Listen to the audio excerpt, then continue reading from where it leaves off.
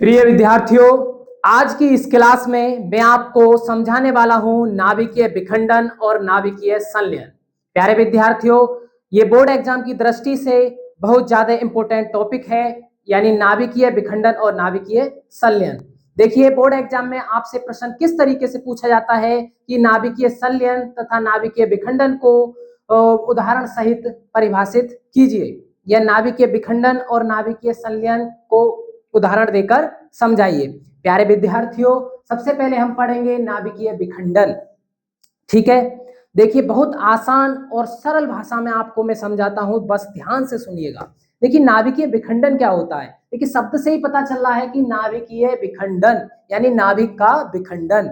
अब देखिए सबसे पहले आप ये समझिए नाभिक क्या होता है, यानी जो हमारा परमाणु होता है, परमाणु के अंदर का वह भाग जिसमें परमाणु का संपूर्ण द्रव्यमान संकेंद्रित रहता है वो कहलाता है नाभिक। यानी नाभिक के अंदर कौन कौन से पार्टिकल होते हैं, न्यूट्रॉन और क्या होते हैं, प्रोटॉन। न्यूट्रॉन और प्रोटॉन, और जो इलेक्ट्रॉन होते हैं वो क्या करते रहते हैं, इसके चारों ओर चक्कर लगाते रहते हैं कक्षाओं में। ठीक है, अब देखिए नाभिकीय विखंडन होता क्या है, यानी जब एक बड़ा नाभिक, ठीक है, जब एक बड़ा नाभिक होता है, यदि हम उस पर न्यूट्रॉन की बमबारी कराएं तो वो छोटे छोटे नाभिकों में टूट जाता है, दो या दो से अधिक छोटे छोटे नाभिकों में टूट जाता है। इसी प्रक्रिया को बोलते हैं हम नाभिकीय विखंडन। ठीक है, आपने नाम सुना होगा परमाणु बम।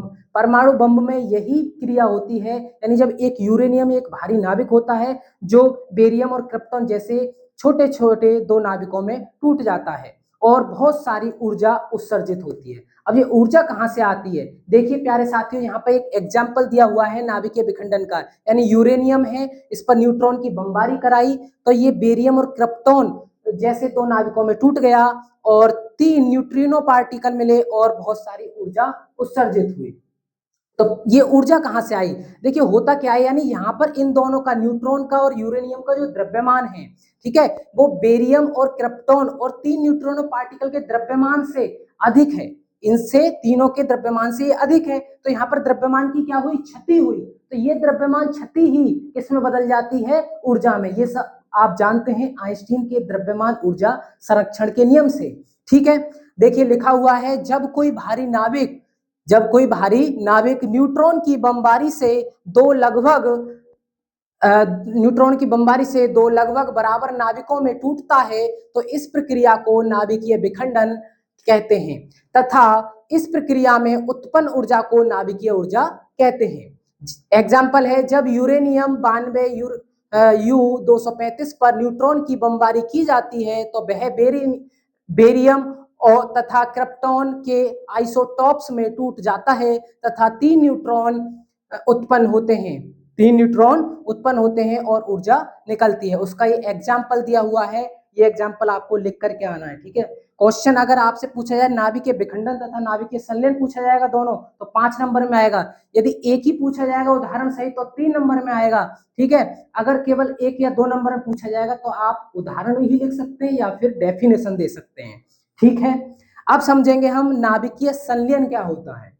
देखिएगा, नाभिकीय संलयन नाभिकीय विखंडन के ठीक विपरीत है, यानी जब छोटे छोटे दो नाभिक मिलकर के एक बड़े नाभिक का निर्माण करते हैं तो इस प्रक्रिया को बोलते हैं हम नाभिकीय संलयन। लेकिन आपको याद रहे, नाभिकीय जो संलयन जो क्रिया है वो उच्च ताप और उच्च दाब पर होती है, यानी जो सूर्य से प्रकाश आता है, सूर्य से जो ऊर्जा आती है वो इसी के कारण आती है, क्योंकि सूर्य में नाभिकीय संलयन क्रिया होती रहती है। आ गया आपकी बात समझ में। देखिए एग्जाम्पल के जरिए से समझते हैं, यानी एक ये हाइड्रोजन का क्या है, ड्यूटेरियम है या भारी हाइड्रोजन है हमारे पास। ठीक है, भारी हाइड्रोजन मिलकर के एक ट्राइटियम बनता है, यानी 1H3 बनता है, और एक 1H1 यानी हाइड्रोजन बनता है। ठीक है, प्लस 4 मेगा इलेक्ट्रॉन वोल्ट ऊर्जा निकलती है। फिर पुनः ये 1H3, ठीक है, 1H2 के साथ यानी एक भारी हाइड्रोजन के साथ संलित होकर यानी जुड़ करके, ठीक है, क्या करता है, एक हीलियम नाभिक का निर्माण करता है और एक न्यूट्रॉनो पार्टिकल मिलता है और 13.6 मेगा इलेक्ट्रॉन वोल्ट ऊर्जा प्राप्त होती है। ठीक है, आई होप ये टॉपिक आपकी समझ में आया होगा, अच्छे से आप पढ़ लीजिए और मैंने आपको अच्छे से समझा दिया। मिलते हैं एक नेक्स्ट वीडियो के साथ, क्योंकि बोर्ड एग्जाम में आपको जरूरत है कम टाइम में अच्छा और एक बेस्ट कंटेंट मिल सके आपको, इसलिए मैं ये इंपॉर्टेंट टॉपिक की छोटी छोटी वीडियो मैं आपके लिए अपलोड करता रहूंगा। मिलते हैं एक नेक्स्ट वीडियो में। जय हिंद, जय भारत।